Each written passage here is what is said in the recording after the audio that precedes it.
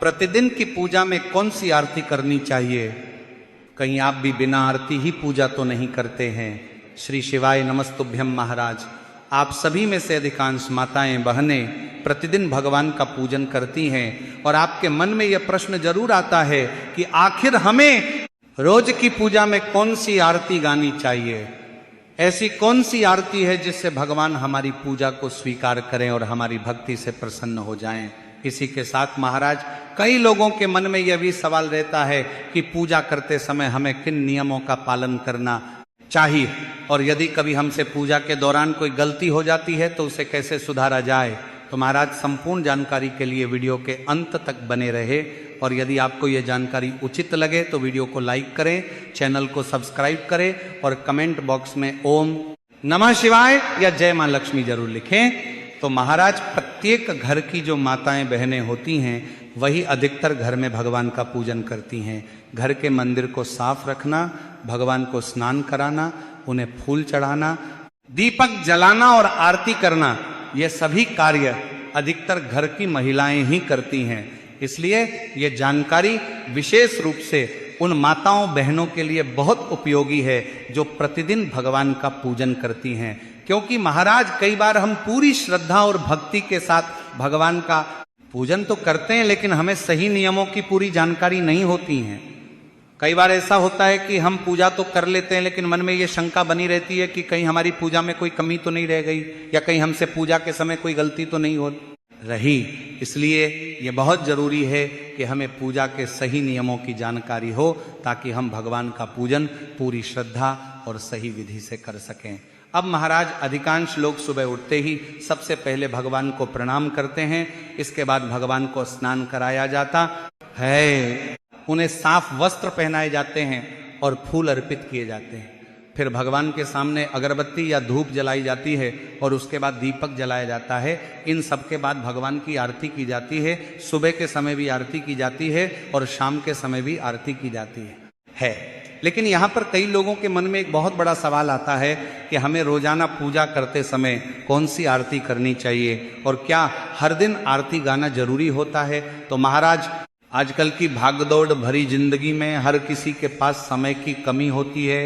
कई लोगों को सुबह जल्दी उठकर अपने काम पर जाना पड़ता है, किसी को नौकरी पर जाना होता है, किसी को व्यापार के काम से बाहर जाना होता है और कई माताएं बहनें भी आजकल नौकरी करती हैं। इसलिए उन्हें भी सुबह जल्दी उठकर घर का काम करना पड़ता है और फिर अपने काम के लिए निकलना पड़ता है। ऐसी स्थिति में कई बार ऐसा होता है कि लोग जल्दी जल्दी के नौकर में भगवान का पूजन तो कर लेते हैं लेकिन आरती गाने का समय नहीं मिल पाता। तब लोगों के मन में यह शंका आने लगती है कि क्या बिना आरती गाए पूजा करना सही है या गलत? तो महाराज, भगवान भाव के भूखे होते हैं। भगवान को हमारे मन की सच्ची श्रद्धा और भक्ति सबसे अधिक प्रिय होती है। अगर आप सच्चे मन से भगवान का स्मरण करते हैं और पूरी श्रद्धा से उनका पूजन करते हैं तो भगवान आपकी पूजा को जरूर स्वीकार करते हैं। लेकिन फिर भी शास्त्रों में कुछ नियम बताए गए हैं जिनका पालन करना बहुत शुभ माना जाता है। पूजा में आरती का बहुत महत्वपूर्ण स्थान माना गया है। इसलिए जब भी हम भगवान का पूजन करें तो हमें आरती जरूर करनी चाहिए। अब महाराज, यहाँ पर सवाल ये आता है कि अगर हमारे पास समय कम हो तो हम क्या करें? कई लोग सुबह जल्दी में होते हैं इसलिए वे सोचते हैं कि जब समय ही नहीं है तो आरती कैसे करें। लेकिन ऐसी स्थिति में भी आप बहुत सरल तरीके से भगवान की आरती कर सकते हैं। इसके लिए आपको केवल इतना करना है कि जब आप भगवान का पूजन करना है, उन्हें स्नान करा दें, फूल चढ़ा दें और दीपक जला दें, तो उसी दीपक से भगवान की आरती उतार लें। इसके लिए जरूरी नहीं है कि आप आरती गाकर ही करें। अगर आपके पास समय कम है तो आप बिना आरती गाए भी भगवान की आरती कर सकते हैं। यदि कोई व्यक्ति दीपक या पूजा की थाली को भगवान के सामने 5 बार या 7 बार घुमाता है तो यह भी आरती ही मानी जाती है। इसलिए यदि आप जल्दी में हैं तो भी आपको भगवान के सामने दीपक को 5 या 7 बार अवश्य घुमाना चाहिए। ऐसा करते समय आप मन ही मन भगवान का नाम लेते रहें। अगर आपको कोई मंत्र आता है तो उस मंत्र का भी मन ही मन जाप कर सकते हैं। जैसे अगर आपको भगवान शिव प्रिय हैं तो आप मन ही मन ओम नमः शिवाय का जाप कर सकते हैं। अगर आपको भगवान राम प्रिय हैं तो आप श्री राम जय जय राम का स्मरण कर सकते हैं। अगर आपको भगवान विष्णु प्रिय हैं तो आप ओम नमो भगवते वासुदेवाय का जाप कर सकते हैं। इस प्रकार जब आप भगवान का स्मरण करते हुए दीपक से उनकी आरती उतारते हैं तो भगवान आपकी पूजा को अवश्य स्वीकार करते हैं। इसके बाद आपको वही आरती भगवान को दूरी स्वयं भी आरती लेनी चाहिए, फिर उस दीपक को भगवान के सामने रख देना चाहिए और उसके बाद आप अपने काम के लिए जा सकते हैं। इस प्रकार अगर कोई व्यक्ति समय की कमी के कारण आरती गाकर नहीं कर पाता तो भी इस तरीके से वह भगवान की आरती कर पाती है सकता है और भगवान उसकी पूजा को जरूर स्वीकार करते हैं।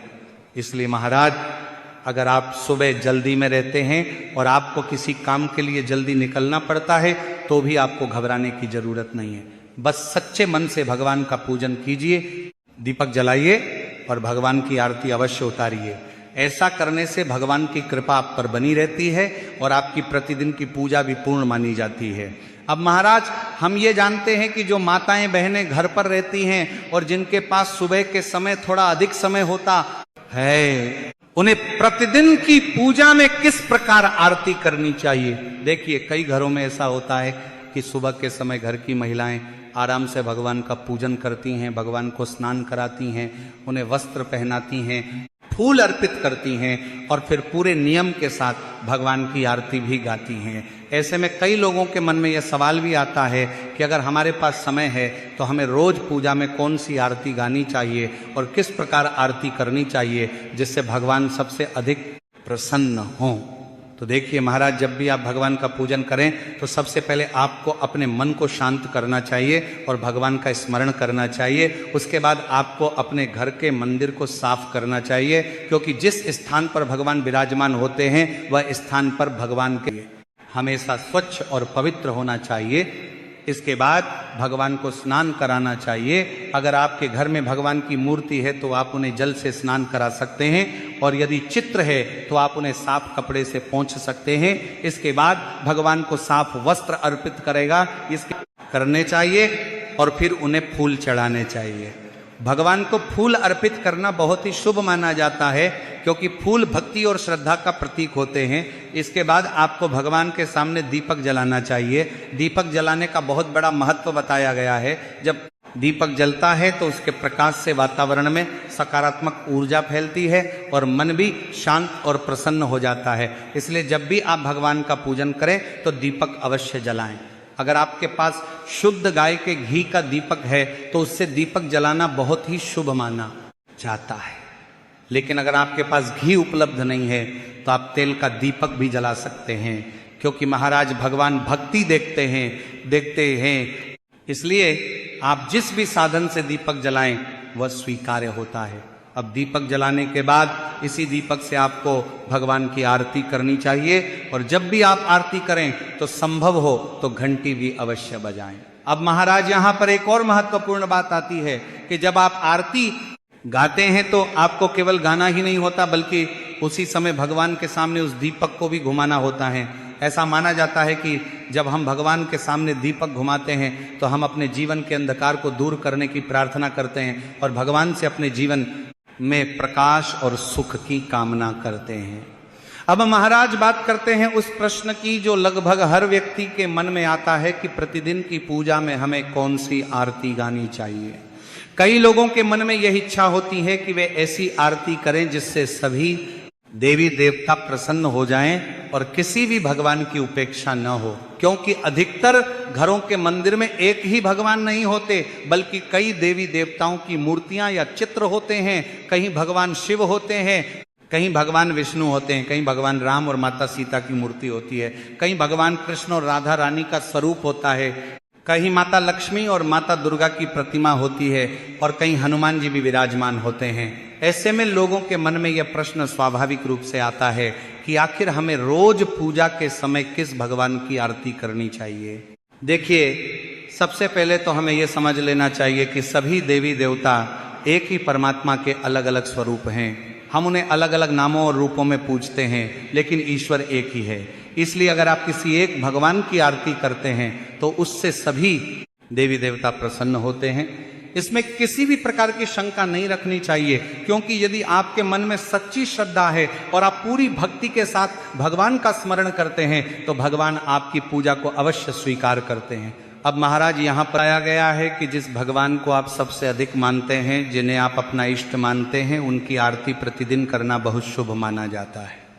उदाहरण के लिए यदि आपको भगवान शिव बहुत प्रिय हैं और आप रोज शिव जी का स्मरण करते हैं, शिव मंदिर जाते हैं, शिवलिंग पर जल चढ़ाते हैं और ओम नमः शिवाय का जाप करते हैं, तो आपके लिए भगवान शिव की आरती करना सबसे उत्तम माना जाएगा। उसी प्रकार यदि कोई व्यक्ति भगवान कृष्ण को अपना इष्ट मानता है तो वह प्रतिदिन भगवान कृष्ण की आरती कर सकता है। यदि को भगवान राम प्रिय है तो वह श्री राम की आरती कर सकता है। यदि किसी को हनुमान जी पर विशेष विश्वास है तो वह हनुमान जी की आरती कर सकता है। लेकिन महाराज यहाँ एक बात का ध्यान रखना चाहिए कि जब आप अपने इष्ट भगवान की आरती गा रहे हो तो आपको केवल उन्हीं की आरती उतार कर रुक नहीं जाना चाहिए, बल्कि उसी आरती के दौरान अपने घर के मंदिर में विराजमान सभी देवी देवताओं की भी आरती उतारनी चाहिए।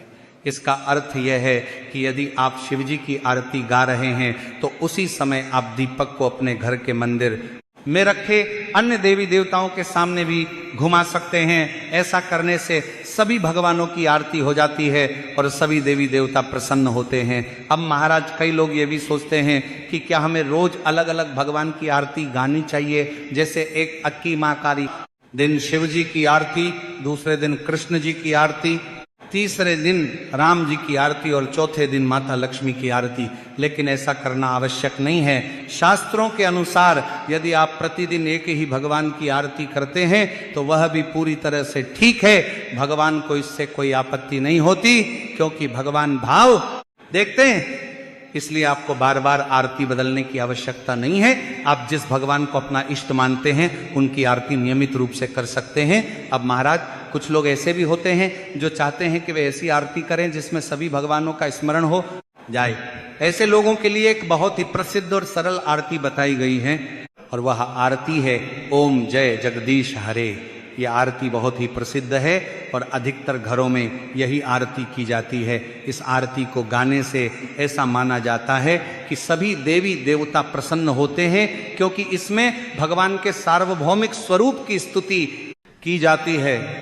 इसलिए यदि किसी व्यक्ति के मन में यह इच्छा है कि वह ऐसी आरती करे जिससे सभी देवी देवता प्रसन्न हो जाएं, तो वह प्रतिदिन ओम जय जगदीश हरे आरती गा सकता है। इस आरती को गाते हुए आप अपने घर के मंदिर में रखे सभी भगवानों के सकते हैं। इससे आपकी पूजा भी पूर्ण हो जाती है और सभी देवी देवताओं का आशीर्वाद भी प्राप्त होता है। और महाराज आरती करते समय एक और बात का ध्यान रखना चाहिए कि जब तक आरती चल रही हो तब तक आरती की थाली या दीपक भगवान के सामने घूमता रहना चाहिए। कई लोग आरती तो गाते हैं लेकिन थाली को बीच में ही रोक देते हैं, ऐसा नहीं करना चाहिए। आरती के समय धीरे धीरे दीपक को भगवान के सामने घुमाते रहना चाहिए और साथ में घंटी भी बजाते रहना चाहिए। अब महाराज जब आरती पूरी हो जाए तो सबसे पहले उस आरती को भगवान को देना करना चाहिए। इसके बाद घर के सभी सदस्यों को वह आरती लेनी चाहिए। आरती लेने का अर्थ यह होता है कि हम भगवान के आशीर्वाद को स्वीकार कर रहे हैं। इसके बाद दीपक को भगवान के सामने ही रख देना चाहिए। इसी प्रकार यदि आप शाम के समय भी पूजा करते हैं तो वही नियम शाम की आरती में भी लागू होते हैं।